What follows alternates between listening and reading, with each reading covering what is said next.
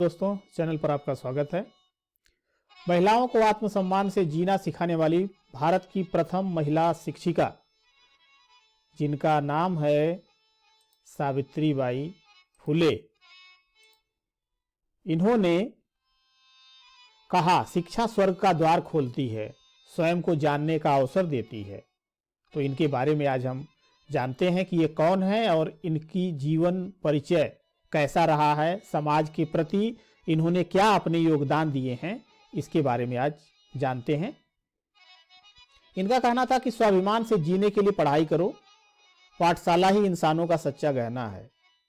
इसीलिए नारी मुक्ति आंदोलन की प्रणेता, देश की प्रथम महिला शिक्षिका और महान समाज सेविका सावित्रीबाई फुले जी के बारे में जानना बहुत आवश्यक है।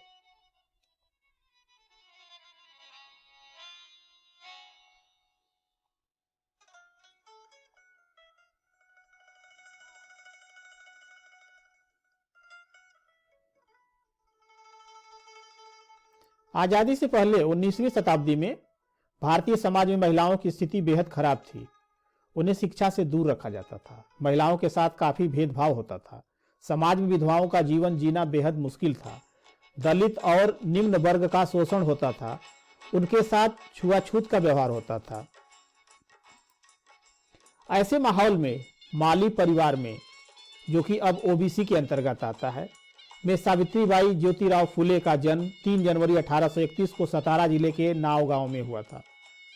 इनकी माताजी का नाम श्रीमती लक्ष्मीबाई और पिताजी का नाम श्री खंदोजी नैवेसे था। सावित्रीबाई एक शिक्षिका, समाज सुधारिका एवं मराठी कवित्री थी। 1940 में इनकी शादी महज 9 वर्ष की आयु में ही ज्योतिराव गोविंदराव फुले के साथ हो गई थी। उस समय तक सावित्रीबाई अशिक्षित थी। उनके पति ने घर पर ही उनके शिक्षा की जिम्मेदारी ली और पूरी कराई। उन्होंने सामाजिक कुरीतियों के खिलाफ जमकर आवाज उठाई। सावित्रीबाई ने समाज से लड़कर खुद शिक्षा हासिल की, बल्कि अन्य लड़कियों को भी पढ़ाकर शिक्षित बनाया। उन्हें इस दौरान बहुत सी सामाजिक मुश्किलों का सामना भी करना पड़ा। इसमें से कुछ आपके सामने है इस प्रकार।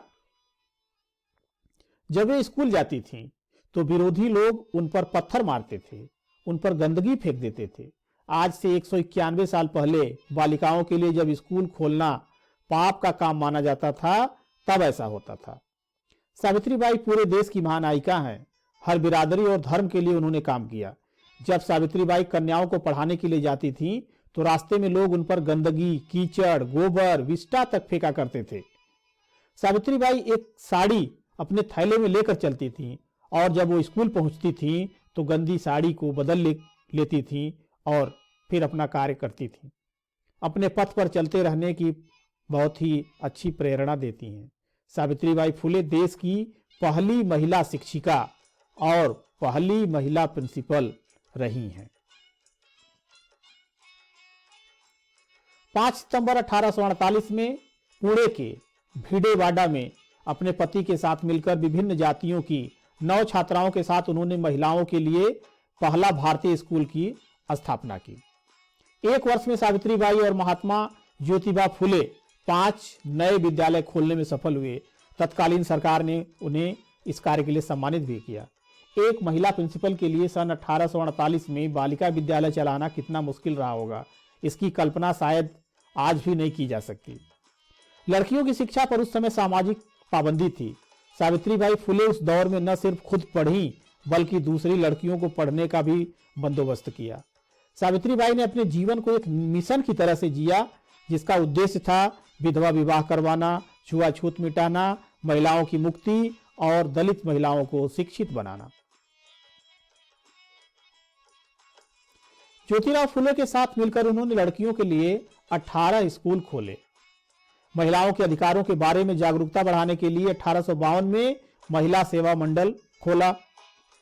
गर्भवती बलात्कार पीड़ितों के लिए एक देखभाल केंद्र खोला, जिसे बाल हत्या प्रतिभा बंधक गृह कहा जाता था। पुणे में नेटिव फीमेल स्कूल और the society for the education of Mahar, ये 2 शैक्षिक ट्रस्ट भी खोले। कहते हैं कि इनकी कोई संतान नहीं थी, किंतु इन्होंने एक विधवा ब्राह्मण से जन्मे यशवंत राव नामक बच्चे को गोद लिया था और उन्हें पढ़ा लिखाकर एक डॉक्टर बनाया। ये कहा जाता है कि वह विधवा ब्राह्मण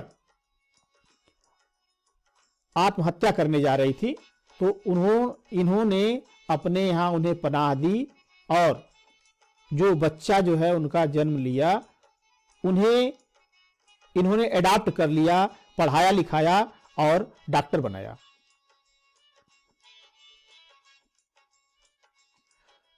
(1894) की बात है। चीन के यूनान प्रांत में प्लेग नामक महामारी आई। यूनान अफीम का व्यापारिक केंद्र था, इसलिए अफीम के साथ साथ प्लेग भी बाहर निकला। मेकांग नदी से होते हुए प्लेग पानी के जहाज पर पहुंचा, फिर 2 साल के अंदर जहाजी चूहों के जरिए यह हांगकांग, कलकत्ता और मुंबई के रास्ते पूना तक आ गया।